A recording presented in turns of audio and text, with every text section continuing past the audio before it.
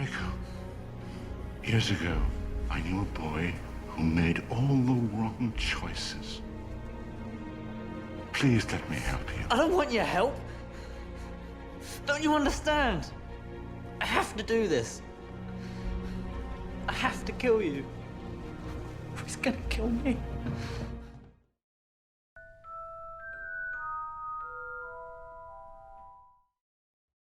Getting from happiness to holiness is quite a leap. In the last video, I said that the goodness of a thing is connected to its perfection. Basically, when something works the way it's supposed to, it's more desirable, which means in the end it's better because it has more goodness to it. Who wants to play with a bunch of broken toys? Your broom, it sort of blew into the Whomping Willow and... well... So what does it mean for us to work well? The place to start would probably be with a little investigation into how we work at all. Now, like other animals, we need food and water and warmth and yada yada yada. But unlike other animals, we have a special ability, the ability to think abstractly and the power to choose things freely. In classical philosophy, these would be known as our intellect and our will. Now, the most important fact that we can know about anything is its purpose. Take flue powder, which allows a wizard to instantly be transported from one world to another. Diagon Alley! Unless you knew what it was for, knowing anything else about it would be kind of useless. Or take something like the human heart. Knowing how big it is and what it actually looks like, well, that's all very nice. But if you don't know that the heart is meant to pump blood, then you don't know what a heart is. Similarly, our intellect is designed to know things. That's just what it does. It takes information from our senses, from books, from other sources, and puts it all together to get a better understanding of the world that we live in. Hermione is a prime example of someone with a real thirst for knowledge. I checked this out weeks ago for a bit of light reading. This is light. The will is the part of us that chooses things, but it also desires things in a unique way. Here's what I mean. Animals have desires. They desire food and even affection. Yes. We desire all of that, but other things too, like knowing the truth and doing what is morally right. Dark and difficult times lie ahead. Soon we must all face the choice between what is right and what is easy. People die every day. Friends. Family. They didn't die in vain.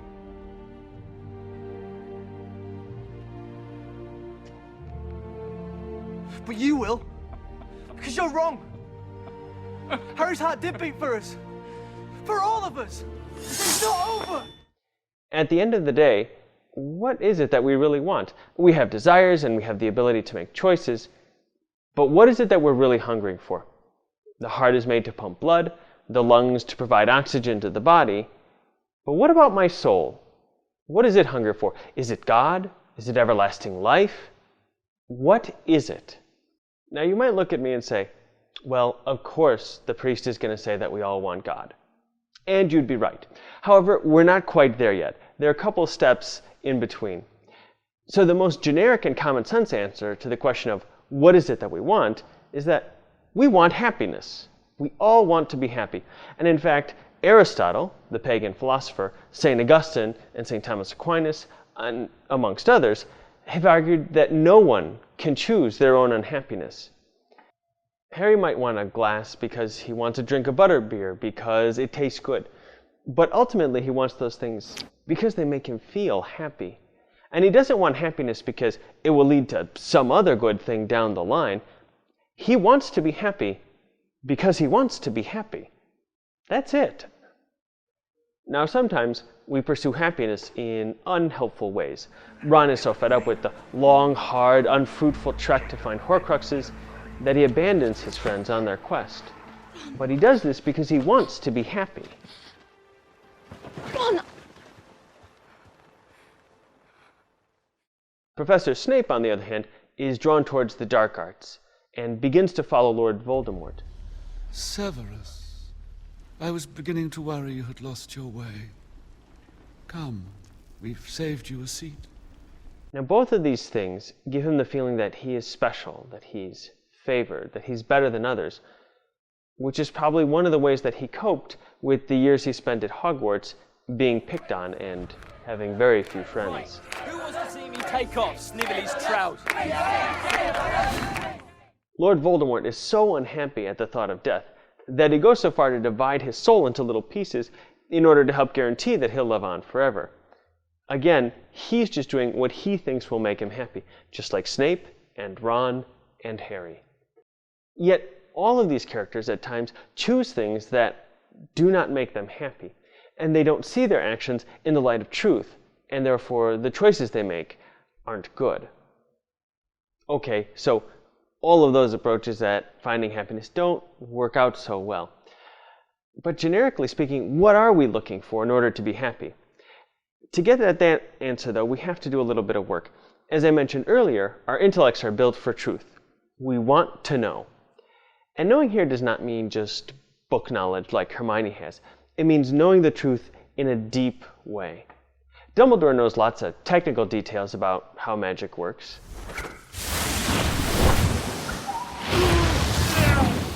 But Dumbledore really knows that at the end of the day, it is old magic, love, that is the foundation and fountain of everything, especially all true friendships. Cedric Diggory was, as you all know, exceptionally hard-working, infinitely fair-minded, and most importantly, a fierce friend. In light of recent events, the bonds of friendship we made this year will be more important than ever. Remember that. And Cedric Diggory will not have died in vain. You remember that. In the last video, I showed how truth and being are the same thing. It's just that truth exists here and reality exists out there. But truth and being can also be called goodness. Let's go back to Dumbledore and Harry. Dumbledore knows Harry's goodness, but he doesn't just know it with his intellect, but with his heart as well. And so he cares deeply about Harry. You wonderful boy. You brave, brave man. Snape's knowledge and love of Lily Potter would be another example. The two of them have been friends for years, and Snape deeply cares about her, so much so that his own Patronus is the same as hers.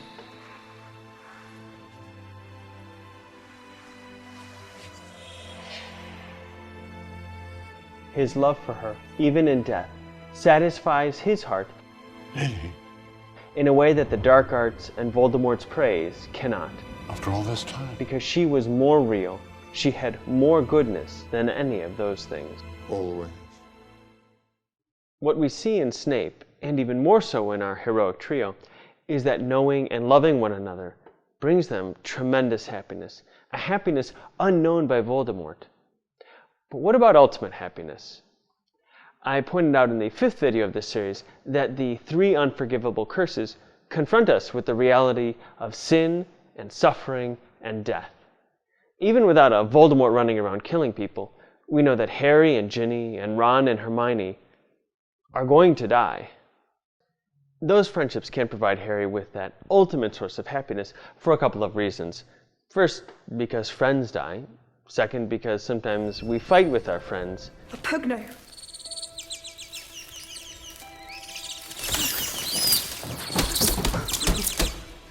And thirdly, no one person or even several people together can satisfy our every desire for truth or goodness. In the next video, we're going to take a more in-depth look at some of those things that can't satisfy us and explore why they can't satisfy us. Please visit preachingfriars.org or subscribe to my YouTube channel to see all my videos or to make a contribution. Thank you for watching, and remember to read lots, pray more, and keep the faith.